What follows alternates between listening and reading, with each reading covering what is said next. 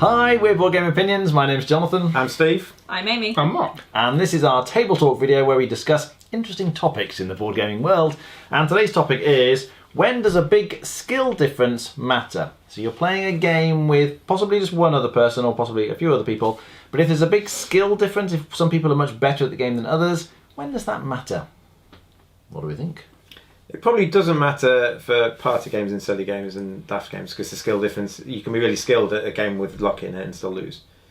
Yeah. So I imagine it doesn't matter in that case, but it does matter in some others. I imagine the one that matters the most is probably the two-player abstracty kind of game, 1v1, where the other person will never lose to you, or will never beat you. So I'm just going back to party games. Yeah. I'm thinking, what about something like code names, where if the person on your team is really bad... That's not really luck-based though, is it? I would be talking about luck-based party games. Codenames is definitely a skill game, and if your teammate's rubbish and they're good, then it does matter, doesn't it? But if you say a party game could also be lying as a skill, and that's not luck-based, but that's a different sort of skill. If you lie better, you're going to win, so it's not really based on luck. Yeah. Unless you're unlucky to have the person who can't lie. So what would you say is a luck-based party game? Cockroach. Oh no, I was going to think cockroach. That's lying. Because that's lying. That's bluffing. But then saying that, people who aren't very good at lying can often use that to their advantage. They just say, I can't lie. And then they can't tell if you're lying or not. Yeah, you can't tell because you're in that eternal loop of, oh, but is she this time? Dead Last, King of Tokyo. I mean, there's looking both of those. Yeah. Yeah. You can be really skilled at Dead Last, but if people just have it in for you, or you never vote for the right person. Yeah. Okay. And King of Tokyo's look, it's got dice in it, so that sort of game generally.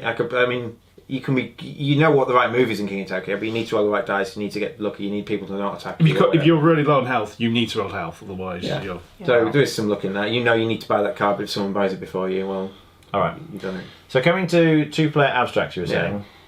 That would be a game. There's certain two-player abstracts that I know if I'm playing a certain person, one, I will either never win, or two, I will either never lose, depending on the person in the game. Yes. And then it matters. Yeah, that definitely matters. Yeah. It's like chess. It's always the example of if you play with somebody who can think 5 turns ahead and you can think no turns ahead, this isn't a game anymore. This is... Like, I play Amy at Entropy, and although I usually win, it is close enough that we have a good game out of it. But if I played Ankush at chess, or Noah at Entropy, or someone like, where there's a much bigger skill difference one way or the other, you're not going to get challenged, and challenge is one of the reasons you play those sort of games. Yeah, it's fun. Okay, how about a Euro game? So I'm talking multiple players then, and possibly there's one or two people who are clearly very bad, maybe because it's just they've not played that kind of game before, or it's new to them, and you've got one or two people who've played this game lots and they're experts.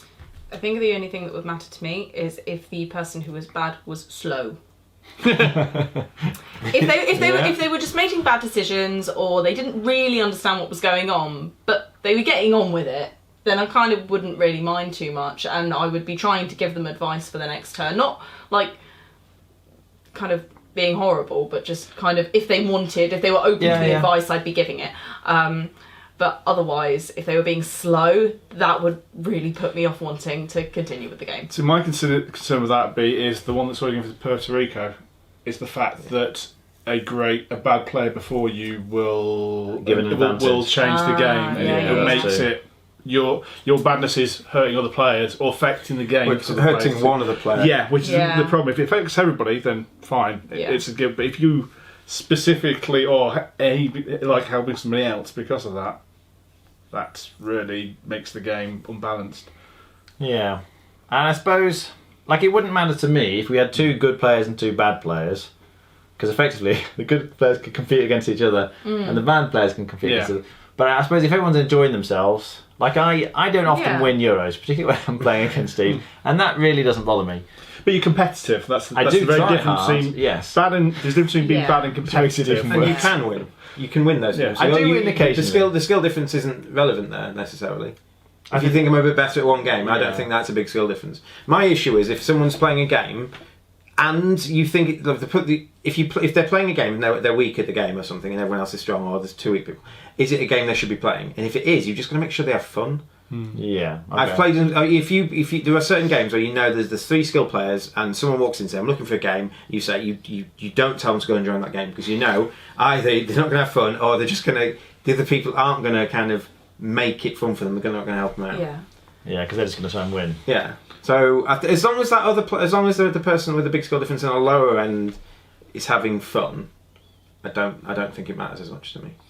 Yeah, okay. In a sort of tangent, cooperative games, if you have somebody who's not very good, you worry that you're not going to intentionally alpha game it, but if they're no good at it and they don't know what they're doing, and you're like, we really don't want to make that decision. We had that game of Ghost Story. And it's like, because she's like, I know that's not possible, but on the other hand, you're going to ruin the game by ignoring them every.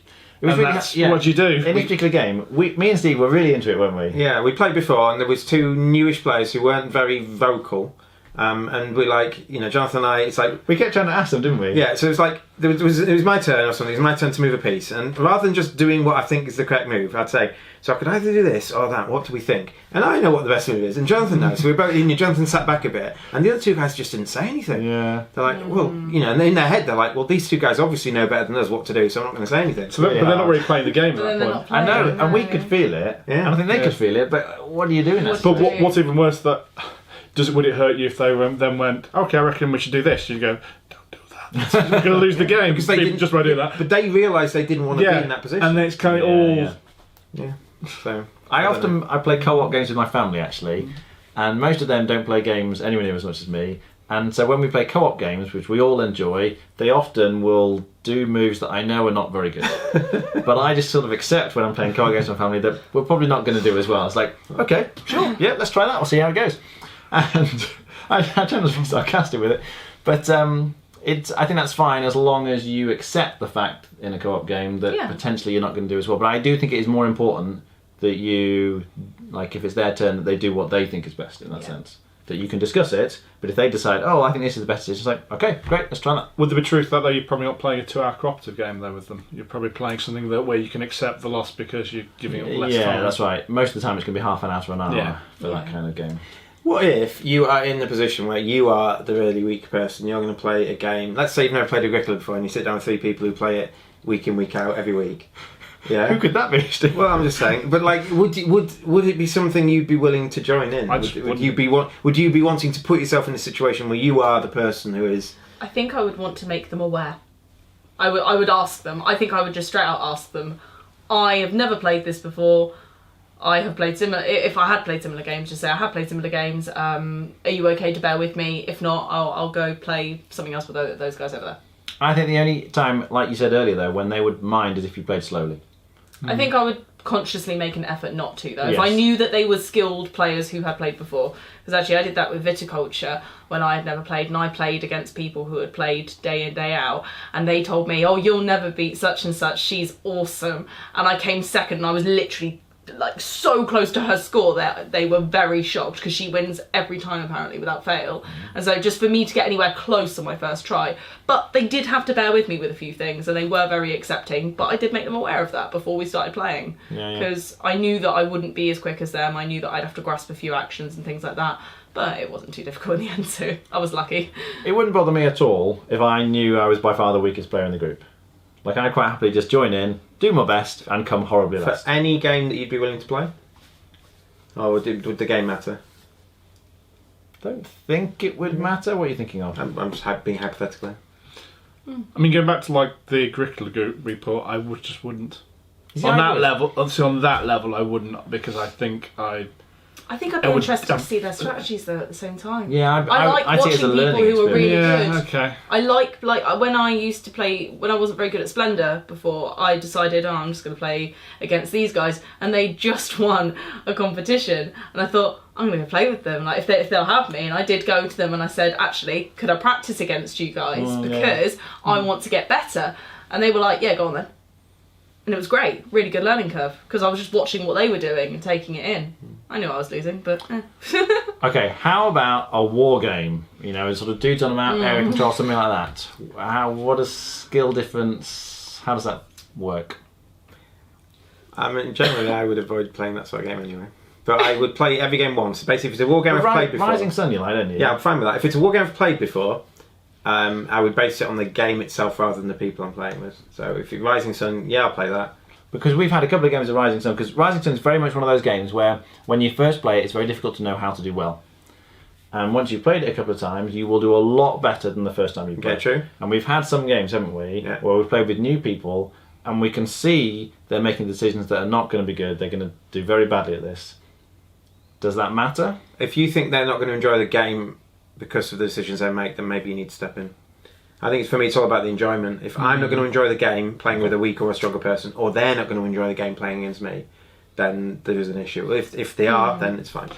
I think that's fair, because I think ultimately it's back to a game where you can king make by being bad. So I think there is suboptimal, and then you can go, that's a bad idea because this, and you can just be honest.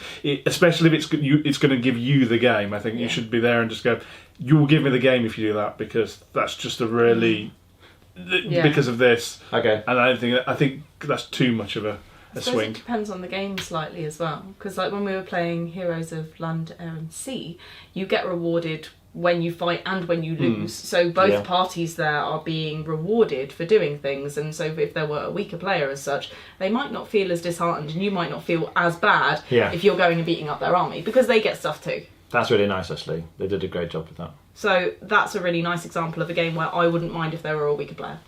Yeah. Because, or if I were the weaker player, because I'm thinking, oh no, all my armies are gone. Oh, look at all this stuff I've got. Let's try again. It's really nice. All right, well, there you go. Does skill matter to you? Do you think it affects the game? Can it make or break the game? Or does it not matter at all as long as everyone's having fun? Do let us know below in the comments. We'll see you next time. Bye.